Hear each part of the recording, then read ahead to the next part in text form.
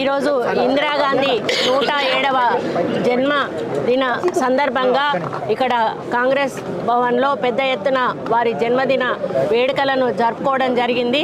ఈరోజే మా ముఖ్యమంత్రి రేవంత్ రెడ్డి గారు కూడా వరంగల్కు వరాల జల్లు కురిపించి మహిళా శక్తి పేరిట ఇక్కడ ఒక కార్యక్రమాన్ని పెట్టి ఆర్ట్స్ అండ్ సైన్స్ కాలేజ్ గ్రౌండ్లో కోట్లాది రూపాయలతోటి మరి శంకుస్థాపనలు ప్రారంభోత్సవాలు కూడా చేయబోతా ఉన్నారు.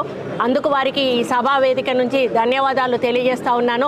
మరి ఇందిరాగాంధీ గారి గురించి చెప్పాలంటే ఆమె ఒక ఉక్కు మహిళగా పేరు పొంది ఆమె యొక్క పరిపాలన అంతా కూడా నిరుపేదలు, బడుగు బలహీన వర్గాలు, ఎస్సీ ఎస్టీ మైనారిటీలు వీళ్ళ అభివృద్ధి కోసం ఆమె శ్రమించింది, ఆమె కష్టపడ్డది. నా చివరి రక్తం బొట్టు వరకు కూడా ప్రజల కోసమే పనిచేస్తాను అని అదే పద్ధతిలో ఆమె చివరి రక్తపు బొట్టు వరకు కూడా ప్రజల కోసం ప్రజలకు పనిచేస్తూనే ఆమె ప్రాణాలు వదలడం జరిగింది. ఆ రోజు ల్యాండ్ సీలింగ్ చట్టాన్ని తీసుకొచ్చి నిరుపేదలకు ఎకరాల భూములను పంచినటువంటి ఘనత మన ఇందిరాగాంధీ గారిది. అదేవిధంగా మరి బ్యాంకులను జాతీయం చేయడం ద్వారా మరి రైతులకు రుణాలు ఇవ్వడం కూడా చేపట్టడం జరిగింది. ఆ రోజు రాజభరణాలను కూడా రద్దు చేసినటువంటి వ్యక్తి ఇందిరాగాంధీ. 20 సూత్రాల ఆర్థిక పథకాన్ని తీసుకొచ్చి మరి అందరికీ కూడా ఆర్థిక సమానత్వం ఉండాలని పోరాడినటువంటి వ్యక్తి ఇందిరాగాంధీ. ఈ రోజుకు కూడా గ్రామాలలోకి వెళ్ళినప్పుడు ఇందిరమ్మ ఇళ్లలో ఉన్నటువంటి వాళ్ళు వేల సంఖ్యలో ఉన్నారు అని చెప్పడంలో ఆశ్చర్యపోవడం లేదు. మరి ఆ తర్వాత అంత పెద్ద ఎత్తున ఇండ్లు ఎక్కడా కూడా కట్టించబడలేదు.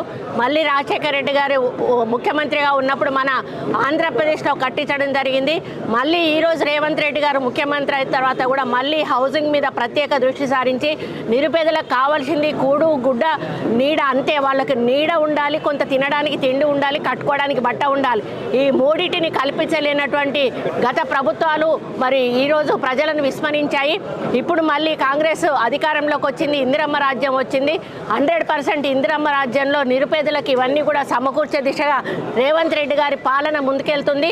మేము ఇందిరాగాంధీని ఆదర్శంగా తీసుకొని ఇందిరమ్మ పాలనను కొనసాగిస్తూ ముందుకెళ్తామని తెలియజేసుకుంటూ మరి వారికి ఈరోజు జన్మదిన శుభాకాంక్షలు తెలియజేసుకుంటూ వారి పుట్టినరోజు సందర్భంగా మేము ఇక్కడ పండగ వాతావరణంలో వరంగల్ నగర అభివృద్ధికి నిధులను కేటాయించుకొని ముఖ్యమంత్రిని ఆహ్వానించుకోవడం చాలా సంతోషంగా ఉంది. ఇది చరిత్రలో నిలిచిపోయే రోజుగా నేను భావిస్తూ సెలవు తీసుకుంటా ఉన్నాను.